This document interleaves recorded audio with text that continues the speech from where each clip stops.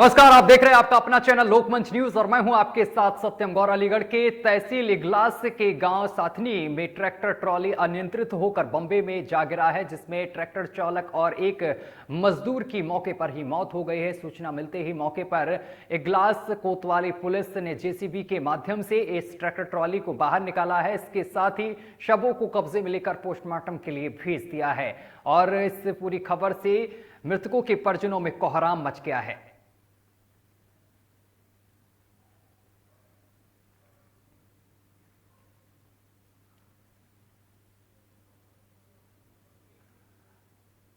और बुलंदशहर में घर में सो रहे दंपत्ति को गोली मारने की खबर सामने निकल कर आई है। बताया जा रहा है कि पत्नी मंजू की मौके पर ही मौत हो गई। पति ओम प्रकाश को नाजुक हालत में मेरठ रेफर कर दिया गया है। घटना के वक्त मृतका के घर का दरवाजा अंदर से बंद था।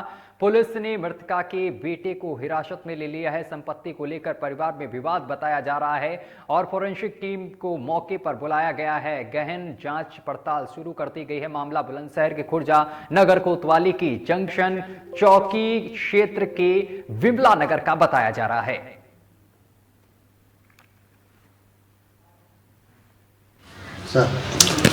थाना खुर्जा नगर के जंक्शन चौकी क्षेत्र में बिमला नगर कॉलोनी है। वहां पे एक 55 वर्षीय महिला मंजू देवी की संदिग्ध परिस्थितियों में गोली लगने से मृत्यु हुई है। उनके पति के सिर में भी गोली लगी है पीछे की तरफ, जिनकी स्थिति सामान्य बताई जा रही है। मेरठ में इलाजरत है। इस प्रकरण में उल्लेखनीय यह है कि घर का दरवाजा अंदर से बंद था।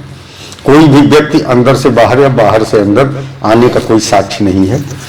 इसमें जो प्रथम दृष्टया आशंका है वो मृतका के पुत्र यतेंद्र के प्रति है, जो वहीं खुर्जा नगर में एक फैक्ट्री में मजदूरी का काम करता था।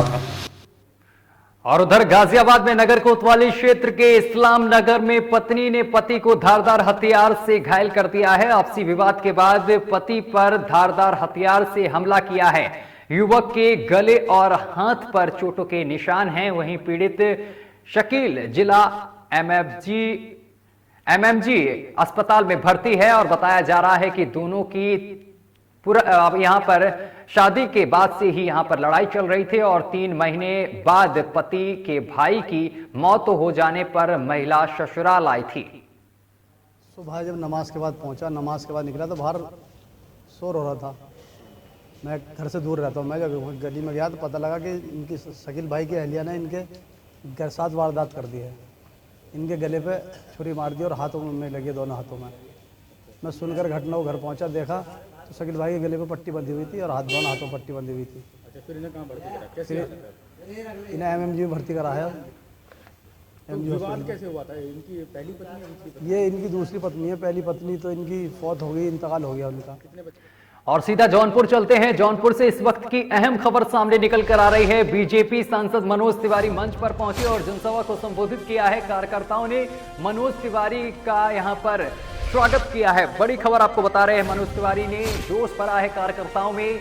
बदलापुर विधानसभा क्षेत्र में मनोज तिवारी ने जनसभा को संबोधित किया है। बड़ी और अहम जानकारी अब तक पहुंचा रहे हैं। बदलापुर में विधानसभा में पहुंचे मनोज तिवारी और उस दौरान उन्होंने जनसभा को संबोधित किया है।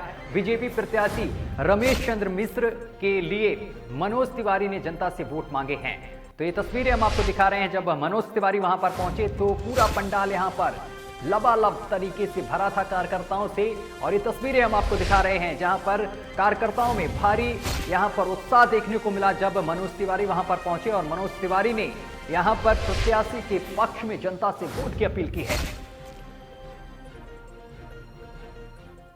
और कुशीनगर में केंद्रीय मंत्री स्मृति ईरानी कुशीनगर पहुंची हैं। रामकोला विधानसभा में चुनावी जनसभा को संबोधित करने स्मृति ईरानी पहुंची और कप्तानगंज के कनोडिया इंटर कॉलेज में यहां पर पहुंचकर जनसभा को संबोधित किया है। भाजपा प्रत्याशी विनय गौड़ के समर्थन में जनता से वोट की अपील की है। तस्वीरें हम आपको दिखा रहे हैं। स्मृति ईरानी जिस वक्त मंच पर पहुंची तो इसके बाद कार्यकर्ताओं में भारी जोश देखने को मिला और इसके साथ ही उन्होंने जनसभा को संबोधित किया और बीजेपी की नीतियों को भी यहां पर रखा और कामों के बारे में जनता को बताया कि पिछले 5 सालों में क्या कुछ बीजेपी ने जनता के लिए काम किए हैं। और यहां पर देखिए तस्वीरें किस तरीके से स्मृति ईरानी का यहां पर जनता और कार्यकर्ता स्वागत करते हुए नजर आ रहे हैं। पुष्प भेंट किए गए हैं और उन्होंने रामकोला विधानसभा में चुनावी जनसभा को संबोधित किया है। विनय जो कि प्रत्याशी हैं बीजेपी के, उनके लिए जनता से वोट की अपील की है। और उधर दूसरी तरफ कुशीनगर में अखिलेश यादव ने भी जनसभा को संबोधित किया है। तो एक तरफ स्मृति ईरानी तो दूसरी तरफ अखिलेश यादव भी पहुंचे, उन्होंने जनसभा को संबोधित किया और बीजेपी पर निशाना भी साधा है। उन्होंने कहा है कि हमारे बाबा जी घबराए हुए हैं, उनके चेहरे पर 12 बजे हुए हैं, इस तरीके का बयान दिया है अखिलेश यादव ने। इतना ही नहीं, उनके होश उड़ गए हैं, लोग इस बार लोगों की गर्मी निकाल देंगे, इस तरीके का बयान अखिलेश यादव ने दिया है। और इसके साथ ही प्रत्याशी के पक्ष में जनता से वोट की अपील की है। चलिए वक्त एक छोटे से ब्रेक का। ब्रेक के उस पार खबरों का सिलसिला लगातार जारी रहेगा।